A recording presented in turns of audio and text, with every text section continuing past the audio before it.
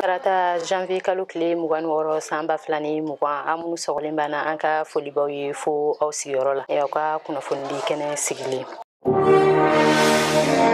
Jamanakuntigi Badaw taara taama na Faransi bi tarata ka kɛɲɛ n'a tɔɲɔgɔnkɛ Emmanuel Macron ka wele ye. Mali furancɛla fanga jamanakuntigi Badaw ye taama boloda bi tarata janvier kalo tile 26 san 2021 Faransi jamana kan.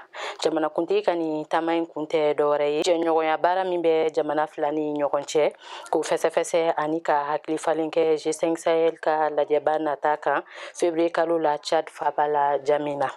An b'aw ladɔnniya o siratigɛ la ko nin taama in bɛna kɛ furancɛla fanga président bɔko fɔlɔ ye Afrique kɔ kan kabini a sigira fanga na septembre kalo tile 25 tɛmɛnen. Bagan miliyɔn 63 kɔ bɛna pikiri. Mali fɔlɔ ye bagan mara na Afrique tilibiyanfan nafoloko na wariko jɛkuluba UEMOA kɔnɔ. A bɛ jɔyɔrɔ filanan na fana Afrique tilibiyanfan jamanaw ka nafoloko jɛkuluba CEDEAO kɔnɔ Nigeria kɔfɛ. O hukumu kɔnɔ dusuw bɛ Mali faamaw na o de ye k'u jato baganw ka kɛnɛyako la. O kosɔn san o san u bɛ baganw pikirili campagne kɛ jamana fan bɛɛ fɛ. Nina san 2020 san 2021 baganw sɔgɔli campagne biɲɛ ɲɛfɔlɔ kɛra ministre ɲɛmɔgɔ Mokhtar Wane fɛ Kati darali la kari janvier kalo tile 24 san 2021. Ministre caman wɛrɛ tun b'a a nɔfɛ. A ye jigisigi kuma fɔ baganmaralaw n'u dɛmɛbaw ye.